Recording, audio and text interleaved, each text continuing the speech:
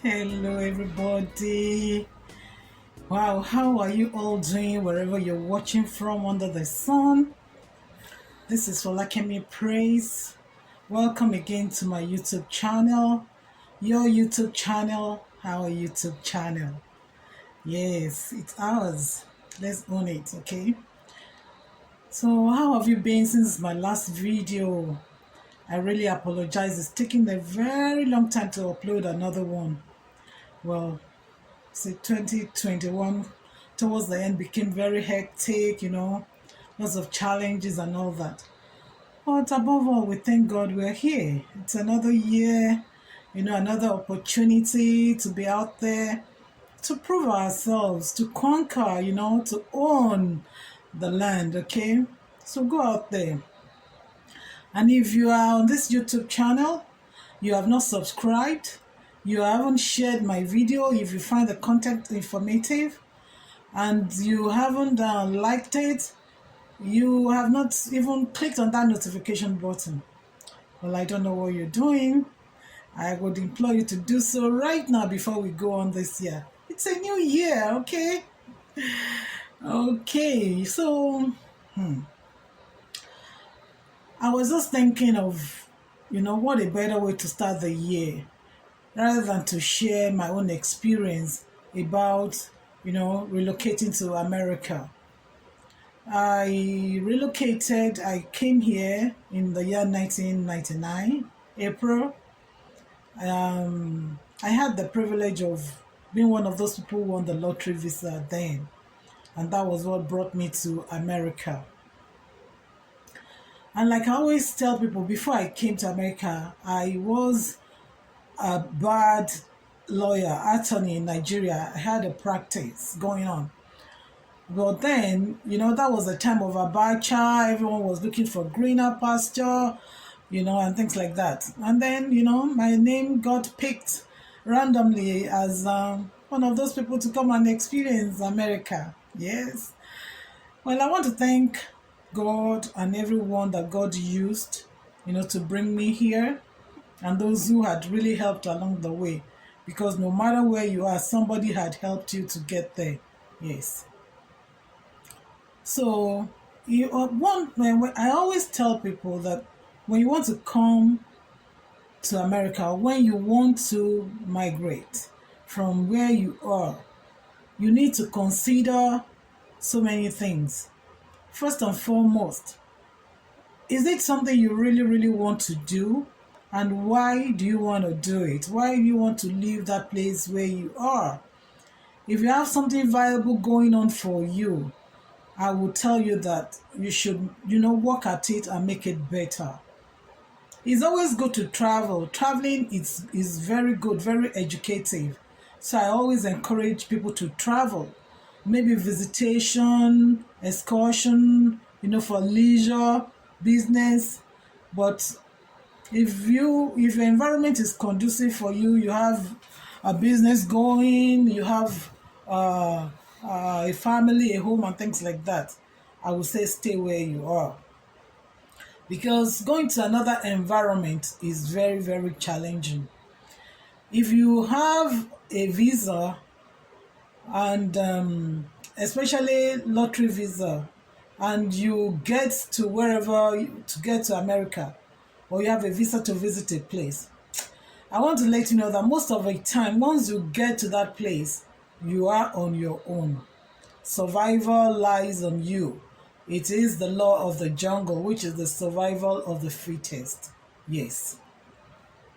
Like I said, when I came, I was blessed to stay with a family that really loved me, and they took me as one of theirs. So that was really good.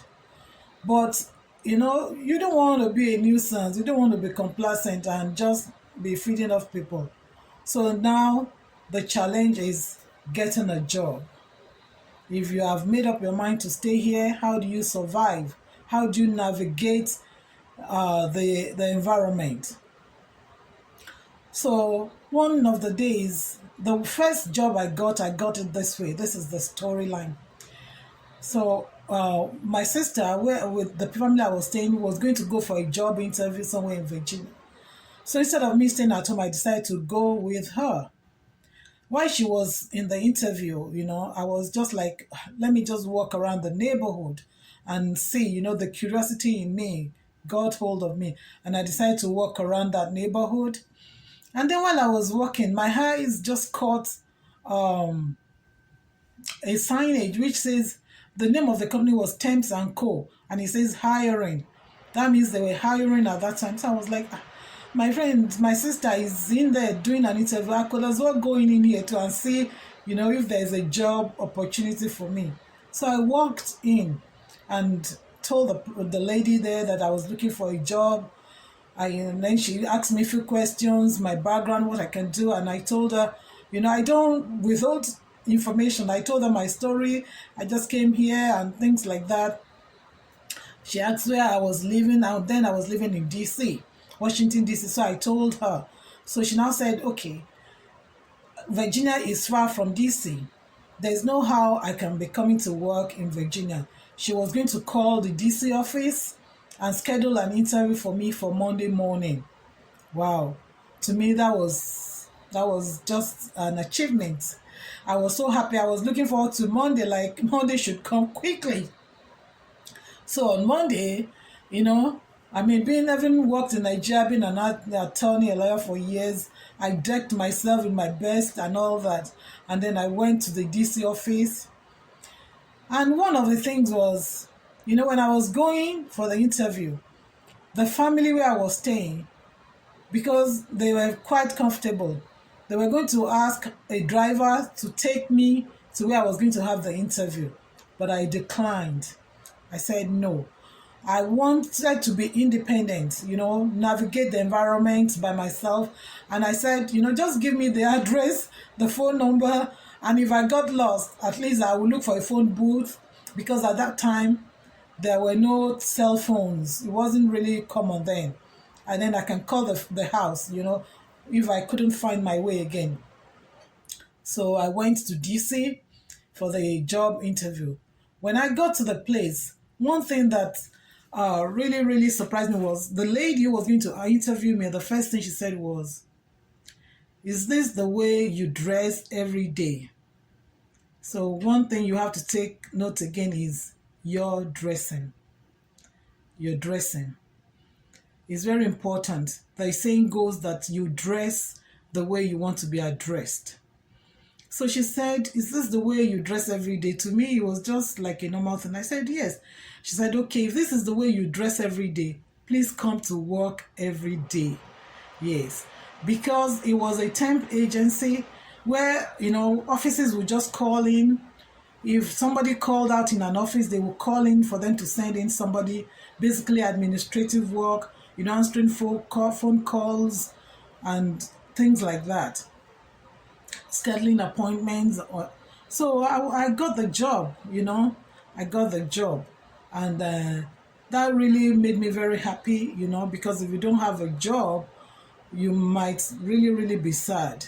So that was one thing that really helped me to start getting myself together here in America. And I had so many experiences, working in various offices, meeting different people. But one very experience that I had, which still linger in my memory till today, was one day they sent me, sometime, they sent me to an office. And then when I got to the office, it was going well. I think I've been working in that office for like 1 week or so. And then on Friday, the supervisor in the office told me he was leaving around 5. Normally the office closed at 6. And he said he was leaving by, he was leaving by 5. But told me that he just wanted to get somewhere and he would be back.